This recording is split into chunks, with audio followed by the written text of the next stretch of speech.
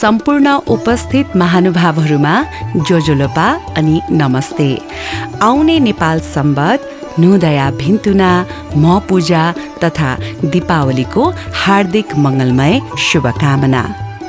विक्रम सम्बत 2082 साल आश्विन 20 तदनुसार October 6, 2025 California आफ्नै निवासमा बुबा श्री भूपति राजानन्द राजोपाध्यायको दोस्रो जङ्क्व नेवारी परम्परा अनुसार चन्द्रमाको पूजा आजा गरी सम्पन्न गरियो।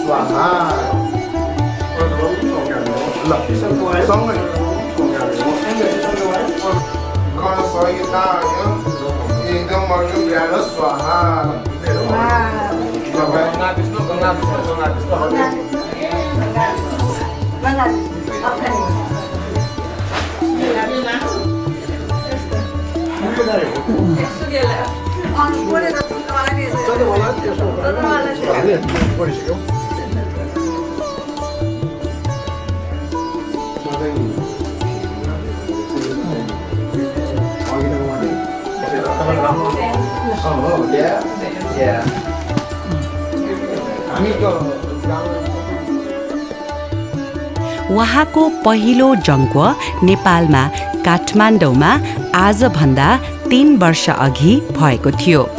नेवार समुदायमा 77 वर्ष 7 महिना 7 दिन 7 घडी 7 पला पुगेपछि भीमरथको उपाधि दिने प्रचलन अनुरूप यस्तो जङ्क्व गर्ने गरिन्छ। मानिसको जन्मदेखि चन्द्रमाको 16 कला सहित 1000 पूर्ण चन्द्रको शरीरमा प्रकाश पर्दछ, तब त्यो मानिसमा चन्द्रमाको गुण समाहित हुन्छ भन्ने मान्यता अनुरूप सो उपलक्ष्यमा परिवारजनहरू खुसी भएर चन्द्रमालाई धन्यवाद दिँदै जङ्क्व गर्ने व्यक्तिलाई चन्द्र रथको उपहार स्वरूप मुन्द्री लगाउने गरिन्छ। सन् 2008मा कान्छी छोरी र ज्वाइँकोमा अमेरिका आएपछि आफ्नो संस्कृति र संस्कार जोगाउनु पर्दछ भन्ने हेतु पारिवारिक कार्यमा पुरोहितको रूपमा अमेरिकाको विभिन्न राज्यहरू California, Washington, Arizona, Oregon, Texas, Florida, Pennsylvania, Virginia, Washington DC, New York, New Jersey, Maryland, Nevada, Utah, Colorado, Hawaii र विदेशमा लन्डन तथा क्यानाडामा गई कार्य गरिसक्नु भएको छ र आज पर्यन्त पनि कार्य गरिरहनु भएको छ। नर्दन क्यालिफोर्नियामा नेवार समुदायबाट आयोजना हुने इन्द्र जात्रा, महपूजा आदिमा उहाँले गुरुको रूपमा सक्रिय भई संस्कृति जोगाउने र परम्पराको निरन्तरताको लागि आफ्नो योगदान दिइरहनु भएको छ।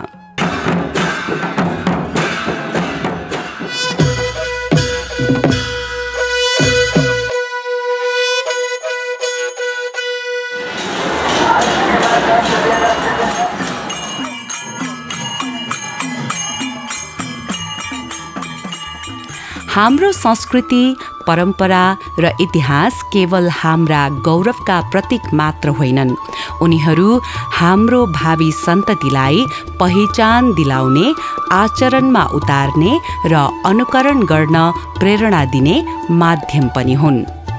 भक्तपुरको बिस्केट जात्रा, ललितपुरको रातो मच्छिन्द्रनाथको रथ यात्रा, काठमाडौँको इन्द्र जात्रा जस्ता पर्वहरू केवल चाड पर्व नभई हाम्रा सभ्यता, सामाजिक ऐक्यबद्धता र सामुदायिक जीवनको जीवित उदाहरण हुन्। त्यस्तै तलेजु भवानीको कुमारी पूजा, नेवार समुदायको मह पूजा, नेपाल सम्बत अथवा देशभर प्रचलित दशैं, तिहार लगायतका परम्परागत चाड पर्वहरू हाम्रा अमूल्य सांस्कृतिक सम्पदाहरू हुन्। यसैले हाम्रो मूल जिम्मेवारी भनेको यी परम्परा र संस्कृतिहरूको संरक्षण, सम्वर्धन र सही स्वरूपमा भविष्य पुस्तासम्म हस्तान्तरण गर्नु हो। संस्कृतिको जगेर्ना भनेको केवल अतीतलाई सम्झनु होइन, वर्तमानलाई समृद्ध बनाउन र भविष्यलाई मार्गदर्शन दिनु पनि हो। महेश्वर राजानन्द राजोपाध्याय र कान्छी देवीको कोखबाट विक्रम सम्वत 2001 साल मार्ग शुक्ल अष्टमीको दिन ललितपुर वलिमा टोल अग्निशालामा जन्मिनुभएका बुबा श्री भूपति राजानन्द राजोपाध्याय आफ्ना 6 दाजुभाइ र 2 दिदीहरूमध्ये सबैभन्दा कान्छा छोरा हुनुहुन्छ। आमा श्रीमती मिला श्रेष्ठसँग विवाह बन्धनमा बाँधिनु भएका उहाँहरूसँग 4 जना छोराछोरी र छोराछोरीबाट 8 जना नाति नातिना रहेका छन्।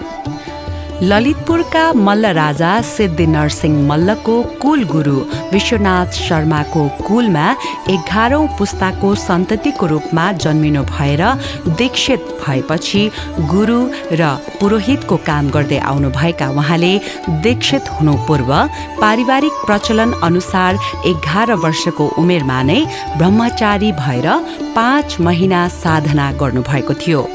उहाँसँग तत्कालीन अवस्थामा पारिवारिक व्यवस्थालाई अनुसरण गरेर गुरु पुरोहित भई सेवा गर्ने कि आफ्नो विधाभन्दा बाहिर गई अन्य सेवामा लाग्ने भन्ने दुविधाको बीच 2018 सालमा एसएलसी परीक्षा सकिने बित्तिकै ललितपुर, कीर्तिपुर र नुवाकोटमा विद्यालयमा गई करिब 4 वर्षसम्म विद्यार्थीहरूलाई पठन पाठन गर्ने कार्यमा लाग्नुभयो।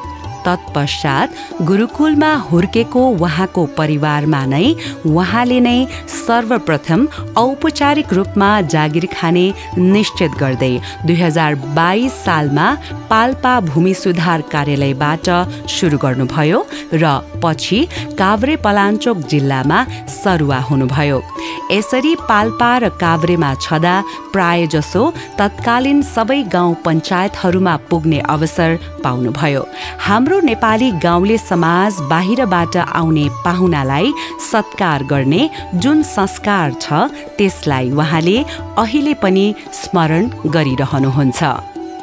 जागिरको दौरानमा नै सहकारीबाट सञ्चालित 3 महिने तालिम पश्चात कैलाली भूमि प्रशासन बचत संस्थानमा बढुवा सहित काज सरुवा, कृषि विकास बैंक, राष्ट्रिय चामल कारखाना, भूमि सुधार विभाग काठमाडौँ अन्तर्गत पूर्व मेचीदेखि पश्चिम महाकालीसम्म काम गर्ने अवसर प्राप्त गर्नुभयो।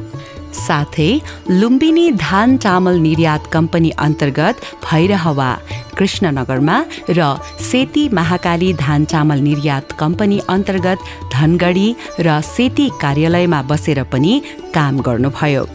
यसैगरी विक्रम सम्वत 2040 सालमा भृकुटी कागज कारखाना चितवनमा र विक्रम सम्वत 2044 सालतिर गुठी संस्थान केन्द्रीय कार्यालय, तहसील कार्यालय, काठमाडौँ ललितपुर गुठी संस्थान, भक्तपुर गुठी संस्थान तथा गुठी लगत तथा तहसील कार्यालय भद्रकालीबाट अन्ततः अवकाश लिनुभयो।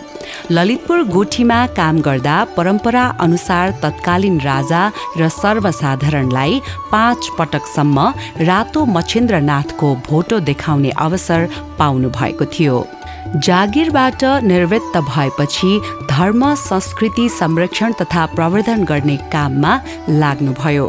सो अवधिमा अग्निशाला व्यवस्थापन समितिको अध्यक्ष, ललितपुर उपाकर्म गुठीको उपाध्यक्ष, वलिमा टोल सुधार समितिको अध्यक्ष, पूर्णचण्डी टोल सुधार समितिको सदस्य भई काम गर्नुभयो। पूर्णचण्डी टोल सुधार समितिबाट तत्कालीन सञ्चालित 10 महाविद्या पूजा यात्रामा सहजीकरणको काममा अग्रणी भई कार्य गर्नुभएको थियो।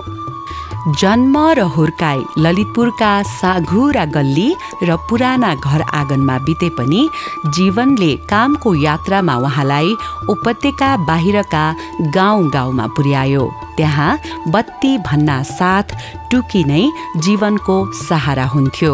त्यति बेला ठूला ठूला शहर बजारहरूमा समेत बिजुली बत्तीको आभास मात्र थियो। जीवनका ती दिनहरूले संस्कार, सभ्यता र रीतिरिवाजलाई नजिकैबाट देख्न र आत्मसात गर्न सिकाए। आज समयसँगै बदलिएर आएको समाज, संस्कृति, विज्ञान र प्रविधिले ल्याएको चमत्कारिक परिवर्तन अनि सोच र जीवनशैलीको उन्नतिको प्रत्यक्ष साक्षी बन्न पाउँदा र अझै संसारकै विकसित भूमि अमेरिकाबाट विगतदेखि वर्तमानसम्मको यात्रालाई नियाल्दा जीवनले दिएको यो मिठो अनुभवको धनी हुनु स्वयंमा उहाँ आफूलाई भाग्यमानी ठान्नुहुन्छ। उहाँ भन्नुहुन्छ, जीवन भनेको भोगाई हो, तर त्यो भोगाईलाई कसरी बुझ्ने, कसरी स्वीकार्ने भन्ने कुरा भने प्रत्येक मानिसको आफ्नै सोच र दृष्टिकोणमा निर्भर हुन्छ। भनिन्छ, जङ्को भइसकेपछि त्यस्तो व्यक्तिले देवत्वको रूप ग्रहण गर्छ। त्यसैले आऊ आज हामी सबैले उहाँसँग आशीर्वाद ग्रहण गरौँ। धन्यवाद। सबैको जय होस्।